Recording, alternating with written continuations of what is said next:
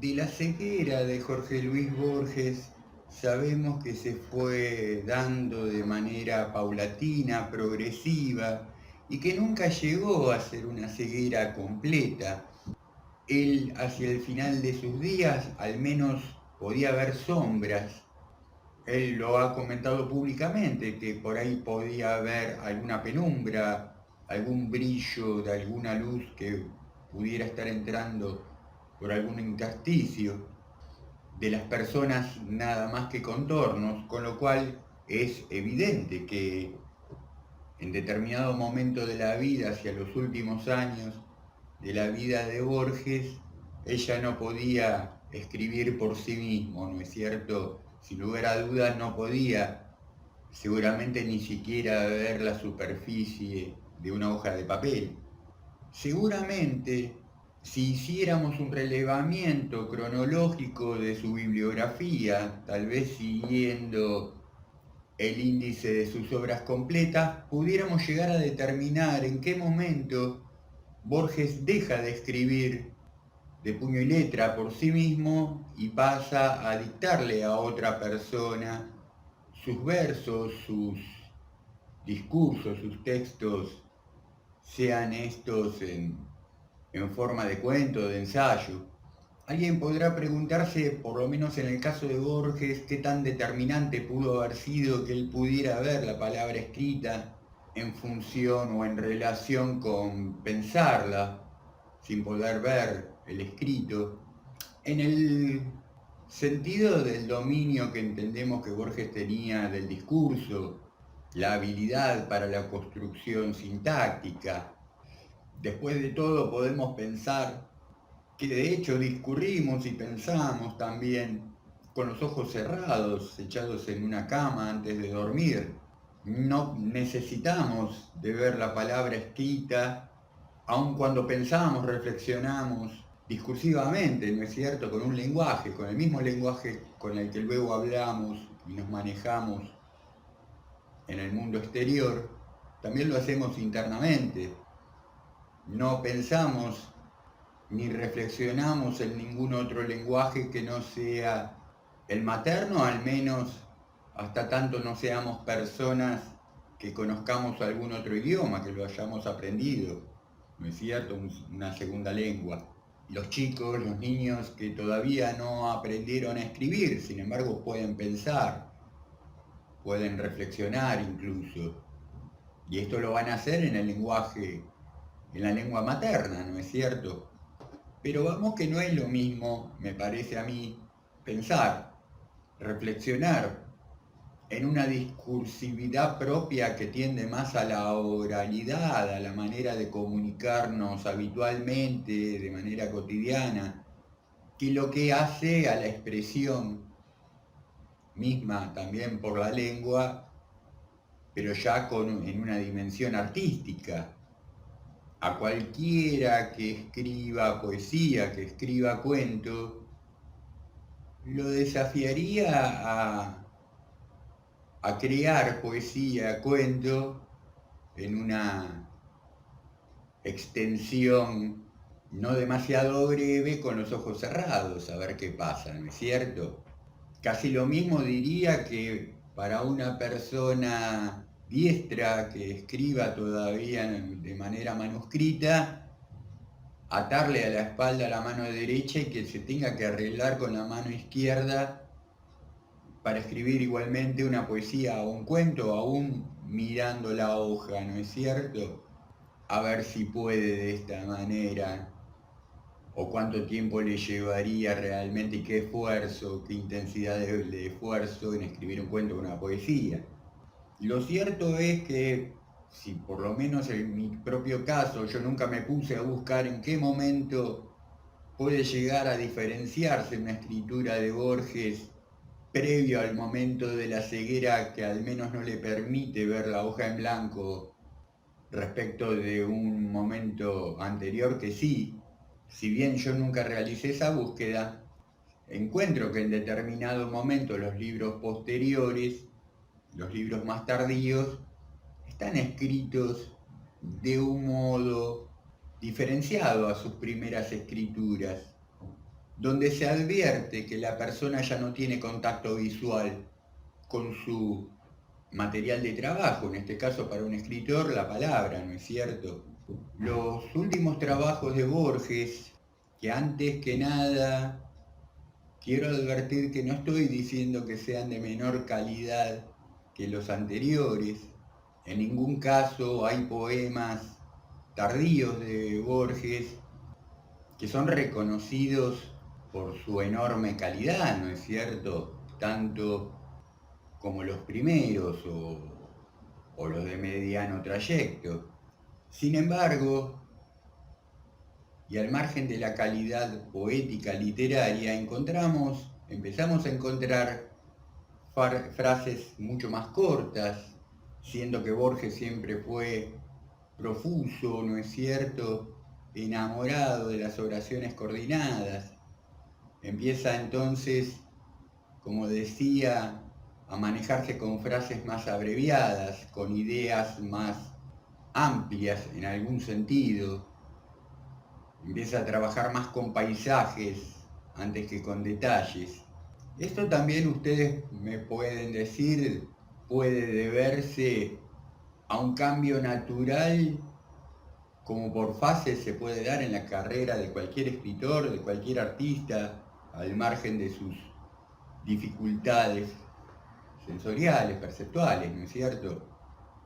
¿Quién nos puede decir que Borges no iba a terminar escribiendo de la misma manera que lo hizo, aunque no hubiera perdido la vista? Claramente eso es algo que nunca vamos a saber. Y no somos expertos en psicoanálisis ni en algún tipo de disciplina que pudiera determinar por el producto las condiciones ambientales y propias del productor, ¿no es cierto? Sí, claramente, como en la carrera de cualquier artista, Borges tiene estas y más etapas, ¿no es cierto? Algunas más claramente visibles, otras hay que buscarlas, hay que encontrar esos cambios, ¿no es cierto? No solamente formales, también de contenidos, de tratamiento de los temas, de los asuntos.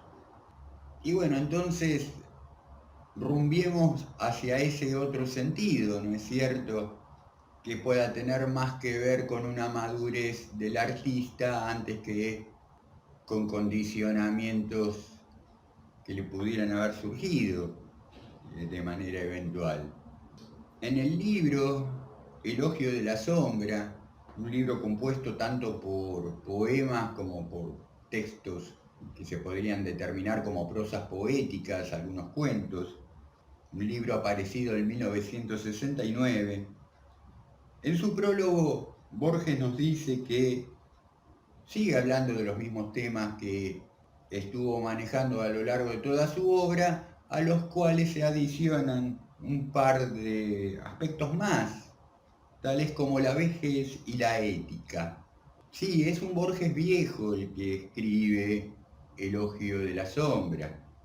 Y en Borges parecería ser que él de pronto se descubre viejo y entonces descubre una nueva dimensión de la existencia, de la realidad, sobre la cual reflexiona, la cual describe.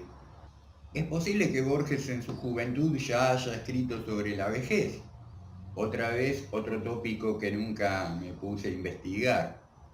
Evidentemente soy un poco perezoso para minuciosamente analizar detalles. De cualquier manera, entiendo que no, en cualquier caso, no va a ser lo mismo un joven tratando el tema de la vejez que propiamente un viejo, ¿no es cierto?, un anciano. Igualmente el tema de la ética. Si en su prólogo nos advierte Borges que este es un nuevo tema a tratar, o un nuevo aspecto que él observa, al menos aparece en su nueva producción, podríamos pensar que él no se asume entonces ético en sus etapas previas, ¿no es cierto? Casi podríamos decir en 2/3 de su obra, si es que en el último tercio aparece el tema de la ética. Yo no encuentro en este libro ni en otros que asumiendo una postura ética Borges se ponga a decir que está bien, que está mal. Me parece a mí que tiene que ver entonces más con algo de la índole de la vivencia íntima, su propia relación, incluso autorreferencial respecto del tema de la ética. Desde dónde se va a parar el artista, ¿no es cierto? Que por ahí, vuelvo a decir, tenga que ver más con una relación con el sí mismo que con los demás. En el tratamiento que yo le vengo dando a diferentes videos que refieren a Borges y a su obra, varias veces he dicho o he indicado, he señalado, o me ha parecido al menos, que permanentemente en la carrera de Borges, en toda su obra, Borges refiere, bien que mal, más o menos, siempre al mismo tópico, a los mismos tópicos. Siempre está hablando más o menos acerca de lo mismo. En sus primeros poemas inclusive, en su obra más loca, si se quiere, que arranca a partir de los años, fines de los años 30, por toda la década del 40, hasta tal vez los años 60, y a través de sus policiales y de sus apropiaciones, tal vez del Martín Fierro, en sus parodias, siempre está lo paradójico, siempre está la diatriba sentido sin sentido, idealismo, materialismo, Platón y Aristóteles, existencia de Dios, inexistencia de Dios, la idea de un Dios inteligente versus la idea de un Dios contrahecho, que incluso lo llevó a brevar y a conversar con otros escritores, ¿no es cierto? Tal vez atentos, preocupados, obsesionados quizás con temas o con los mismos temas, tales como Faulkner, Melville, Conrad, incluso Lovecraft. Incluso es un tema que a mí se me ha discutido en clases académicas acerca de que exista realmente así como una especie de monotemática borgiana, obsesiva, recurrente. A mí me parece que lo que hace Borges es variar en todas las escalas de posibilidad de diferentes tipos de tratamiento, de diferentes tipos de atmósferas, de construcciones literarias, genéricas, pasando incluso por diferentes estados de ánimo. Tratando los mismos temas puede tener tratamientos jocosos o angustiados o amargados o terroríficos, al mejor estilo Edgar Allan Poe o Ambrose Bierce o Lovecraft. Sorprendentes, burlones, irónicos, cínicos.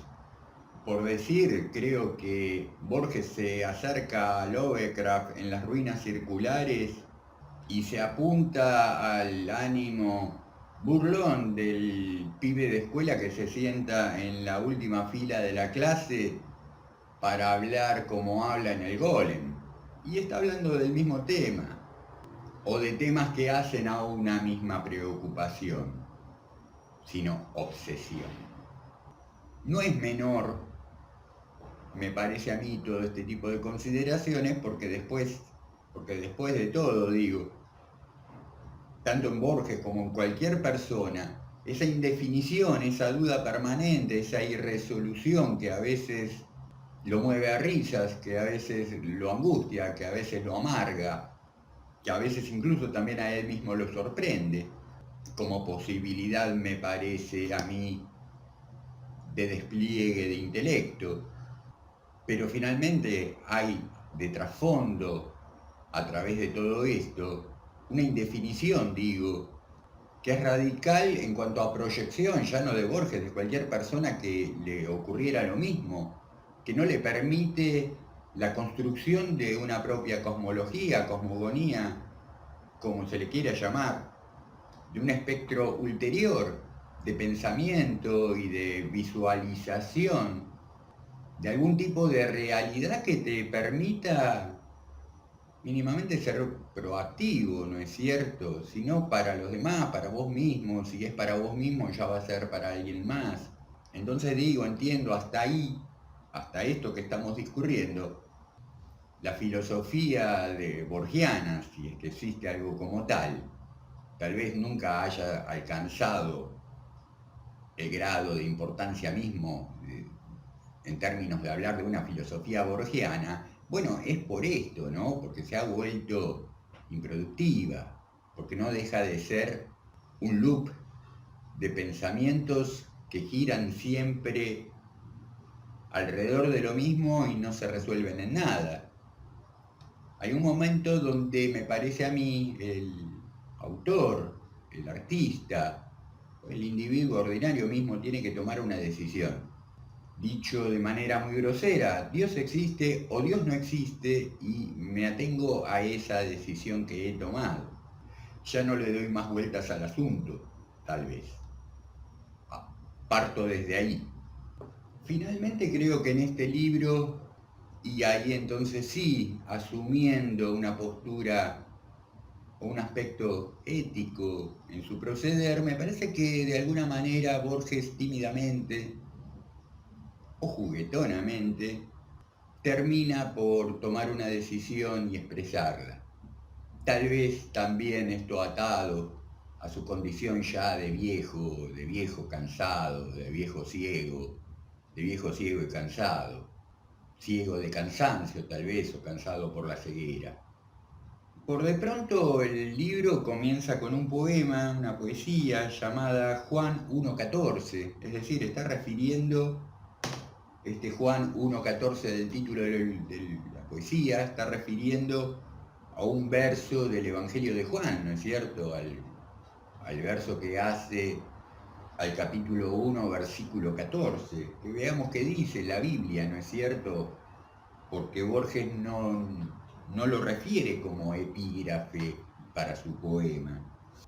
Y el verso bíblico dice, abriendo el Santo Evangelio según San Juan, capítulo 1, versículo 14, y aquel verbo fue hecho carne y habitó entre nosotros, y vimos su gloria, gloria como del unigénito del Padre, lleno de gracia y de verdad.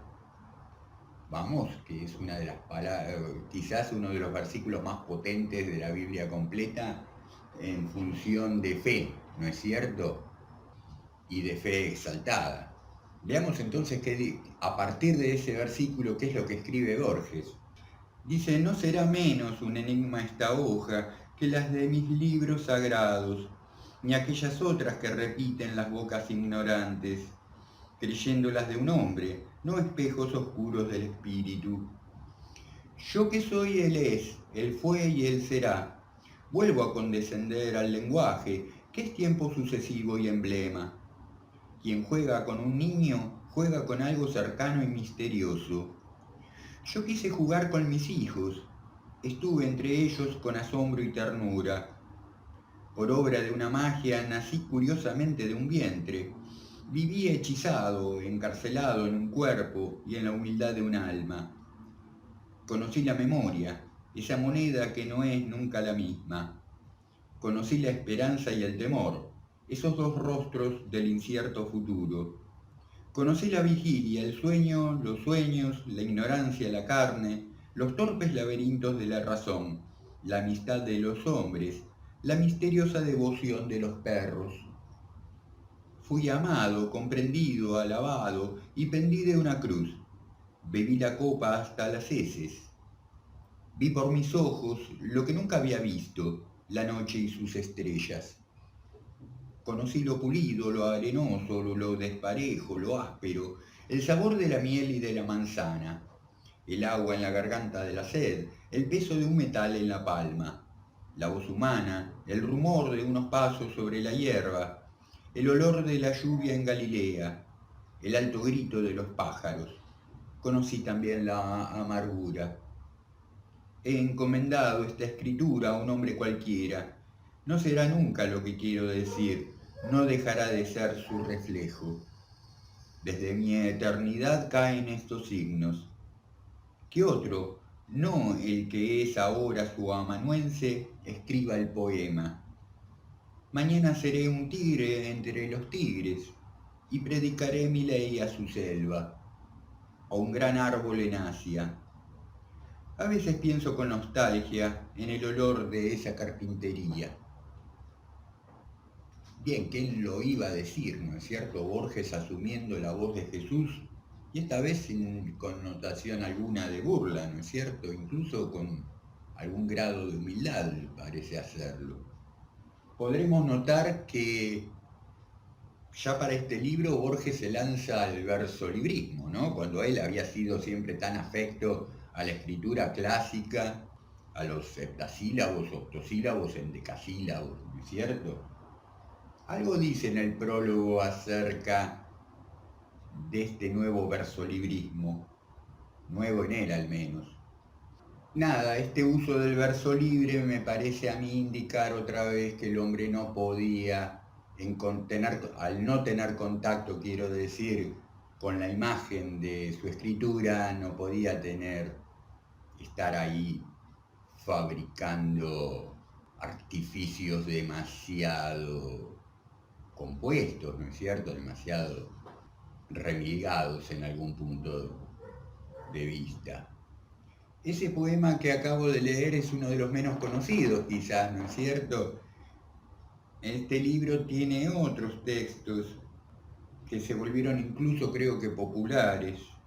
De aquí se han rescatado citas conocidas de Borges, por ejemplo, de un poema llamado Junio de 1968, aquella idea tan aguda de Borges que al decir ordenar bibliotecas es ejercer de un modo silencioso y modesto el arte de la crítica. Un libro que también contiene posicionamientos políticos. Hay 3 poemas dedicados a Israel, los cuales no voy a analizar ahora, pero creo que si en el momento de publicar este libro 3 poemas consecutivos en homenaje a Israel, las condiciones políticas mundiales fueran las de ahora, posiblemente a Borges se le tildara de sionista, ¿no es cierto? Y finalmente quiero leerles el poema que da título al libro, Elogio de la Sombra, donde ahí me parece es donde Borges hace una capitulación consigo mismo respecto de todas sus diatribas, de todas sus contradicciones, de todas sus, tal vez incluso angustias, desesperaciones, donde ocurre lo que les digo, termina por ocurrir que una persona necesita tomar una decisión. Tal vez en este poema, a través de este poema, Borges tome una decisión, vuelvo a decir, en relación con sus contradicciones, diatribas, o al menos abre una puerta ahí, abre una posibilidad a que esto ocurra, si no ocurre en el mismo poema, posteriormente. Es un poema que a mí me da un poco de vértigo leer y pensarlo, porque me deja la sensación de que uno llega a este punto en el análisis de la obra de Borges y después ya no tiene mucho más para decir. Empieza como a repetir, ¿no? Porque Borges se ha repetido tanto, uno empieza también a repetirse obsesivamente en sus propios análisis. Sin duda esto no deja de ser también una ilusión, ¿no es cierto? Con lo cual, entrémosle a este poema que seguro siempre va a haber, nunca se agota Borges en sí mismo y siempre va a volver a haber un lugar desde donde entrarle, ¿no es cierto? Elogio de la sombra, entonces. La vejez, tal es el nombre que los otros le dan, puede ser el tiempo de nuestra dicha. El animal ha muerto o casi ha muerto. Quedan el hombre y su alma. Vivo entre formas luminosas y vagas, que no son aún la tiniebla. Buenos Aires, que antes se desgarraba en arrabales hacia la llanura incesante, ha vuelto a ser la Recoleta, el Retiro, las borrosas calles del Once y las precarias casas viejas que aún llamamos el sur. Siempre en mi vida fueron demasiadas las cosas. Demócrito de Abdera se arrancó los ojos para pensar. El tiempo ha sido mi Demócrito. Esta penumbra es lenta y no duele. Fluye por un manso declive y se parece a la eternidad. Mis amigos no tienen cara. Las mujeres son lo que fueron hace ya tantos años. Las esquinas pueden ser otras. No hay letras en las páginas de los libros. Todo esto debería atemorizarme, pero es una dulzura, un regreso.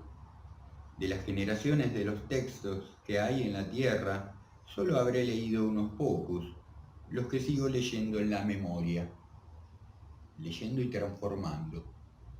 Del sur, del este, del oeste, del norte, convergen los caminos que me han traído a mi secreto centro.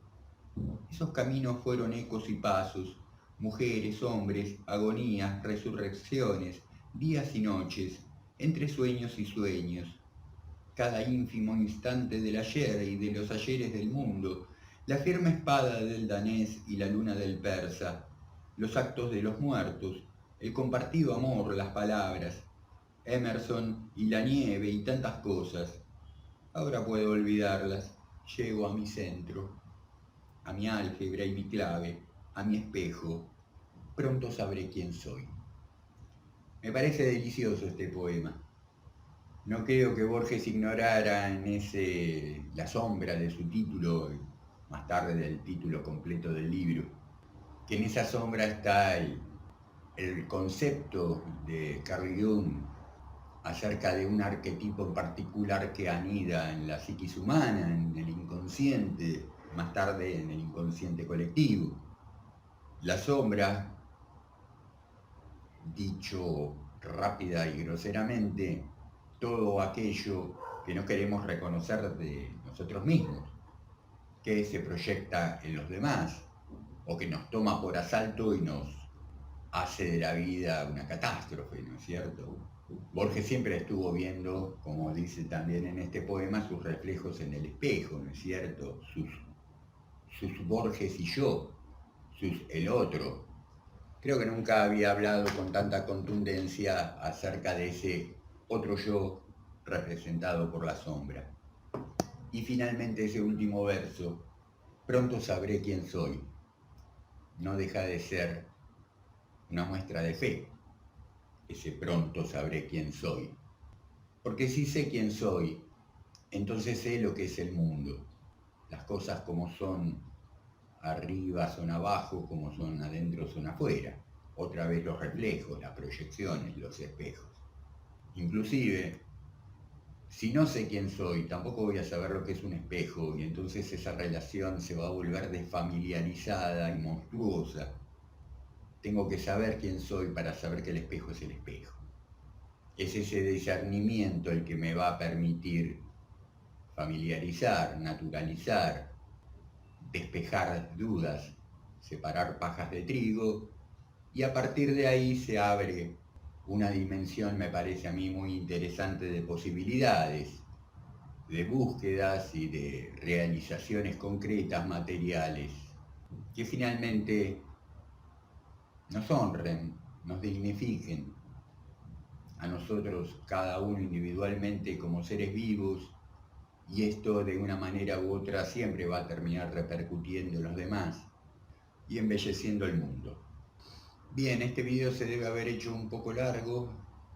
Espero que lo hayan disfrutado, que les haya gustado, que les haya dado ganas de seguir leyendo Borges, si es que ya han empezado. Si no es que leyeron nunca este libro, se los recomiendo muy encarecidamente. Como sea, mis queridos, queridas, ya nos estamos despidiendo hasta el próximo video. Les mando un caluroso, hoy es un día caluroso, abrazo, y les deseo estén teniendo gratos días, hermosas semanas y muy buenas lecturas. Hasta pronto.